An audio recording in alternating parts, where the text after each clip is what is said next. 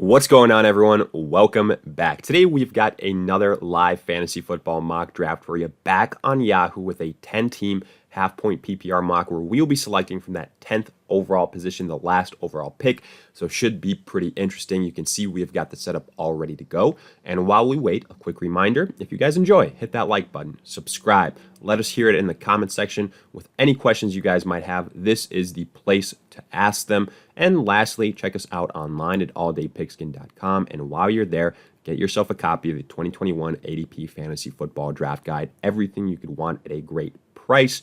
Details in the description. But with that being said, let's get into it. You can see the first four picks have been made: McCaffrey, Cook, Kamara, and Ezekiel Elliott. I will say, not sure if you guys noticed, but Ezekiel Elliott was ranked third overall ahead of Alvin Kamara, which I would not agree with here. I would personally have Alvin Kamara third overall compared to Ezekiel Elliott, or at least have him ahead of Ezekiel Elliott. That's just my opinion here on the matter, considering it's a PPR format and Kamara gets a big boost in that instance. But afterwards, you are seeing a big run on running backs up until the sixth pick with, after Ezekiel Elliott, Derrick Henry, then Nick Chubb. Again, here with some of these guys being drafted, I would have somebody like an Aaron Jones ahead of a Nick Chubb. And speaking of Aaron Jones, he gets drafted here with the 9th overall pick. And now we've got an interesting dilemma here because Saquon Barkley is here with the 10th overall pick. So I already know one of my picks. I'm going to make the easy one first, and that's going to be Austin Eckler.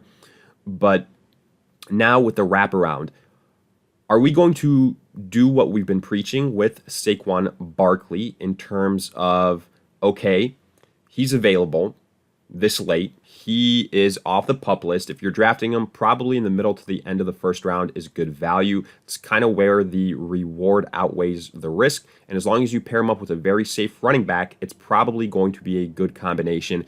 So for the sake of this exercise, that's what I'm going to do. I'm going to draft Saquon Barkley here. And I'm going to put myself in a situation where probably a lot of you will also be in and have to make that tough decision. Should I draft Saquon Barkley?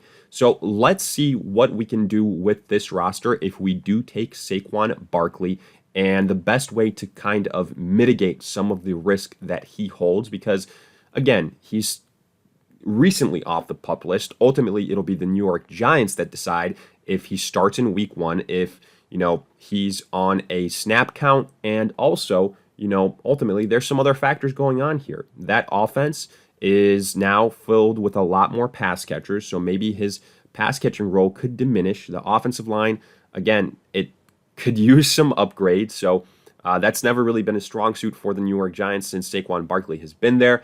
So that's a potential, worry point, and, that could equate to Saquon Barkley falling a little bit. He's obviously coming off an ACL injury, which is nothing to, kind of gloss over. It's a serious injury. So for that reason, we're trying to minimize that risk, like I mentioned. Hopefully we get some good running back options fall to us in the 3rd round. Then I would feel much, much safer about this selection. But right now, there's been a huge run on running backs after our Saquon Barkley pick. Only Stephon Diggs afterwards, then Jonathan Taylor, Antonio Gibson, Kelsey, sure, Najee Harris, DeAndre Hopkins. But other than that, it's been all running backs. Clyde Edwards-Helaire then, Joe Mixon, J.K. Dobbins. I think way too early for J.K. Dobbins here at the end of the 2nd round in a PPR format. So anticipate with this being the case, there's going to be a lot of value at the wide receiver position these next couple of picks. So anticipate Brown, Metcalf, Darren Waller, Allen Robinson, Keenan Allen, all to be selected by the time it gets back to us here at the end of the 3rd round, even though you see David Montgomery being drafted here in the 3rd round. Pretty interesting. So we'll see. We might actually end up getting some really good value at the wide receiver position, and that might kind of change the way we approach this thing. There goes Chris Carson. I was really hoping that Carson would fall to us at the end of the 3rd round. I would have felt a lot better about taking Saquon Barkley. If we could get Chris Carson as that 3rd running back on the team, we would have had a tremendous trio right out of the gate. But it's okay. We've got some other options here as well. Still, looking at the running back position, Darrell Henderson is still there. DeAndre Swift, Miles Sanders, I don't feel as good about those guys. So we'll see what happens. But right now, looking at this draft board, we've got 2 more picks. There goes Josh Jacobs. So we're going to have some pretty good wide receivers here, folks. Fall to us. A.J. Brown, DK Metcalf, CeeDee Lamb were selected. Again, I don't know how you're not drafting Keenan Allen as one of the wide receivers at this point. I realize I've got Austin Eckler, but Keenan Allen is an extremely, extremely safe wide receiver option. I'm also really tempted to go Allen Robinson as well, either Robinson or Terry McLaurin here, maybe even Robert Woods. Or the question is, again, should we go with a Darrell Henderson here in the 4th round to kind of get that additional, help to Saquon Barkley? But what I'll end up doing here is I'll probably go for the better value. I'll go for an Allen Robinson at this point in time. And then in the what would be 5th round, I'm going to hope for guys like a Myles Gaskin or a Mike Davis and get that 3rd running back that way at that point in time. And I think we'll still be able to survive with Eckler and with one of those guys in a potential situation if Barkley is unavailable for the 1st or 2nd week of the season. And then once he returns, we'll be in a pretty good spot. But, if you ask me, would I approach it this way in my actual draft? Again, what I always say, even with the value, even with the reward, I also like to mention, in the first couple of rounds, especially in the 1st round, if you're taking a running back, it's one that you have to be able to rely on, one that, is going to be relatively safe. So I do want to continue to point that out. Everybody has a different metric of, where the reward outweighs the risk. In this case, I could have gone with a Stephon Diggs, who I also have as a very highly ranked wide receiver. Could have gone with the Calvin Ridley, who, by the way, went 2nd pick in the 3rd round. Tremendous value there. That's what happens when you have that huge run on running backs. So let's look at the 4th round right now. After our Allen Robinson pick, Terry McLaurin, that makes sense. George Kittle, Patrick Mahomes here in the 4th round. I like to see Mahomes being picked later, pretty much any quarterback being picked later. Chris Godwin, then Miles Sanders, Robert Woods, and Mike Evans. Good value on Robert Woods. I anticipate Cooper Kupp will be drafted here in a little bit as well. There goes Darrell Henderson. So we're getting to that point in time where, we're catching up. Wow, okay, I did not expect that. I was in the middle of saying something, but then I saw Kyle Pitts being the next tight end drafted. I don't know how you're drafting Kyle Pitts ahead of TJ Hawkinson. Again, to me, that just doesn't make any sense. I realize that, the hype is absolutely unreal about Kyle Pitts, but I think, almost 10 times out of 10, TJ Hawkinson would be the safer choice. You could even make a case for Mark Andrews, honestly, with all the wide receivers that are right now injured for the Baltimore Ravens. It's kind of just Mark Andrews that's left standing. So for that reason, again, you can make a case for Mark Andrews above Kyle Pitts, in my opinion. But right now, this is playing out all right for us in terms of potentially getting another running back like a Myles Gaskin or a Mike Davis to pair up with Eckler and Barkley. The 5th round picks so far: Kyle Pitts, Cooper Kupp, great value on Kupp, Amari Cooper, Lamar Jackson, Mark Andrews. Interesting to see Lamar Jackson as the number 2 quarterback here. But I will say, the top 4 quarterbacks, I have them all in my tier 1 list. Mahomes, in no particular order, again, Mahomes, Lamar Jackson, Josh Allen, and Kyler Murray. I would probably pick Kyler Murray right after Patrick Mahomes. I have him ranked as my number 2 overall quarterback. And then Lamar Jackson, I also love the rushing upside. And Josh Allen right now, I think, is a guy that is a little bit overvalued. People looking at last season, maybe some recency bias. He finished as the QB1.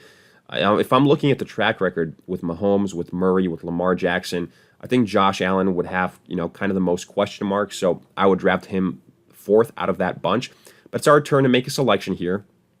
And I think we're in a good spot. Tyler Lockett's still here. TJ Hawkinson is still here, though, at the end of the 5th round. I think that's tremendous value. So he will be one of our selections.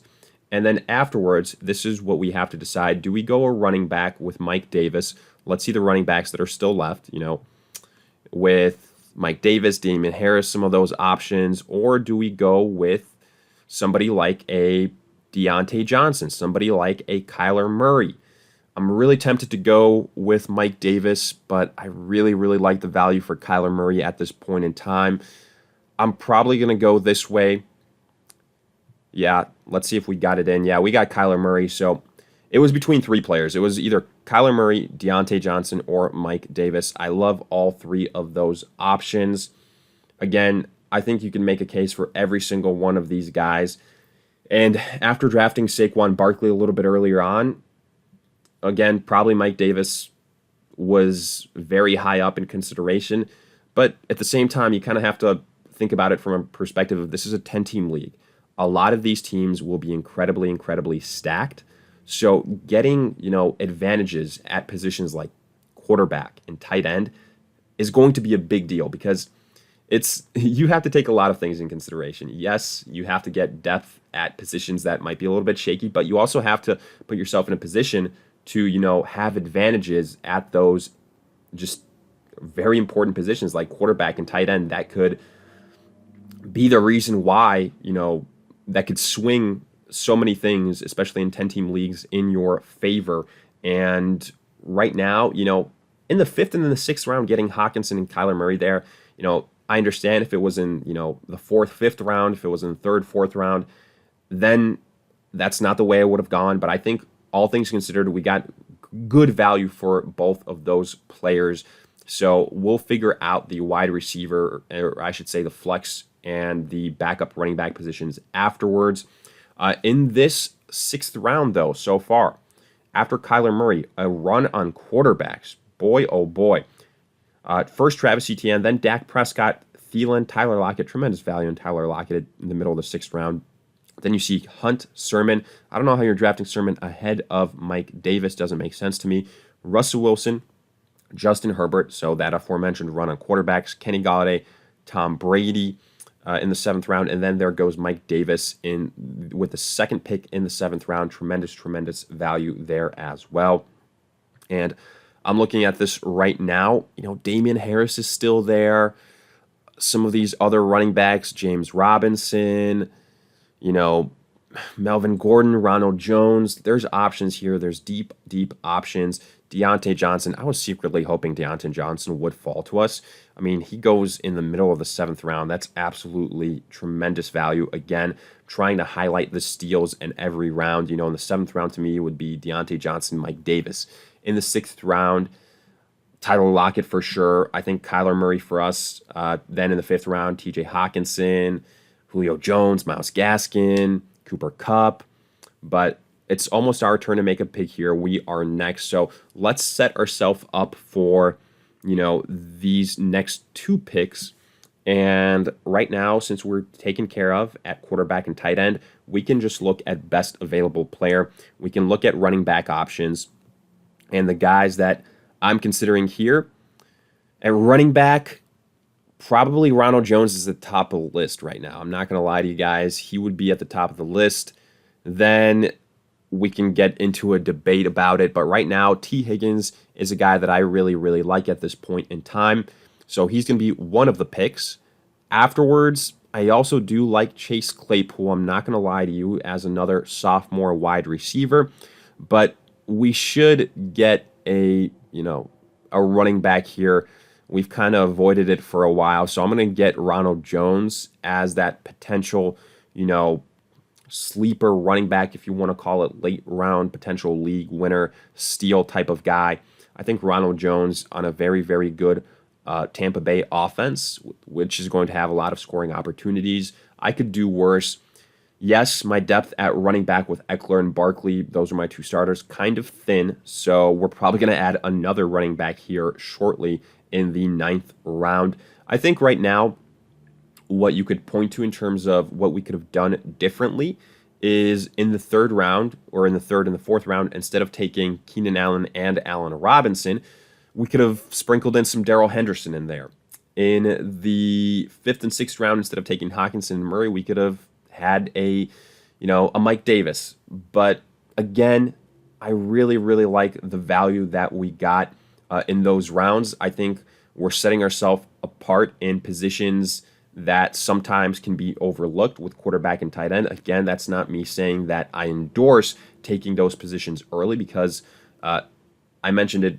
If this was 2 rounds earlier, I would not be selecting Kyler Murray or TJ Hawkinson. I think getting both those guys in the 5th round is pretty good value for their upside at that position, because Kyler Murray, again, is a tier 1 quarterback. TJ Hawkinson, to me, is a guy that's on the verge of being a tier 1 tight end. So I'm very, very willing to take him where I did. Looking at this 8th round, otherwise, you see Aaron Rodgers, so good value on Rodgers there. Odell, James Robinson. You're going to see some defenses here with some of these auto picks. Jamar Chase, Chase Claypool at the end of the 8th round. Very, very good value in my opinion. So right now, from here, what we're going to do is, look at our options at running back, and I still see a Melvin Gordon, which I like. I still see a Raheem Mostert. So we've got options there. As far as wide receiver, Antonio Brown is still there. I continue to say his name.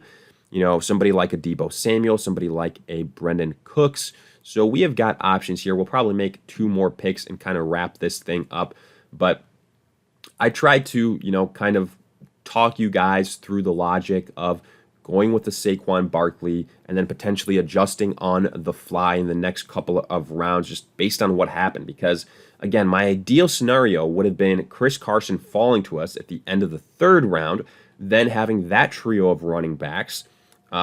Potentially that would have been the best trio in this entire league.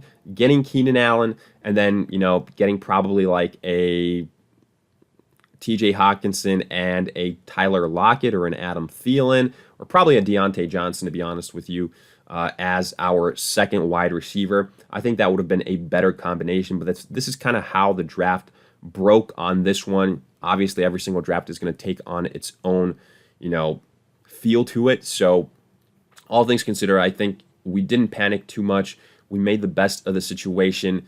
I'm probably going to, again, I'll definitely dock us for not having the best immediate backup to Saquon Barkley if something happens, even though, we could always draft the handcuff right now at this point in time, but it's a little bit too early, so I'm not going to do that right now. Looking at running backs here, again, don't love the situation. Melvin Gordon and Raheem Mostert were selected. David Johnson is there. I'm not going to do that. So I'm going to go with wide receiver as one of these picks. I'm going to go with Antonio Brown with our first pick.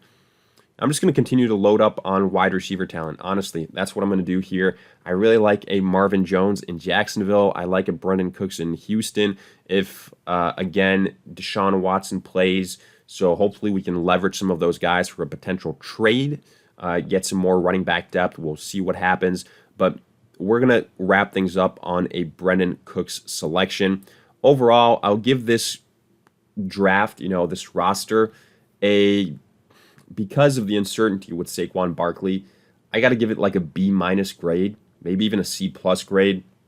I wish our 3rd running back was a better situation, but I didn't want to reach on somebody in the 3rd round. And again, it's a situation where you have to weigh so many things against each other. And that's why I say, these mock drafts, that's the perfect way to do it. Practice, practice, practice, so you guys know to some extent what to expect. But hey, let me hear it in the comment section. Do you agree, disagree? Hopefully this was a little bit helpful in terms of the thought process you should be going if you're selecting Saquon Barkley. And if you have any other questions, let me hear them as well, and I'll do my best to answer them. If you enjoyed, hit that like button, subscribe, and lastly, again, check us out online at alldaypigskin.com. And while you're there, get yourself a copy of the 2021 ADP Fantasy Football Draft Guide. Details in the description. But in the meantime, we'll see you guys in future videos.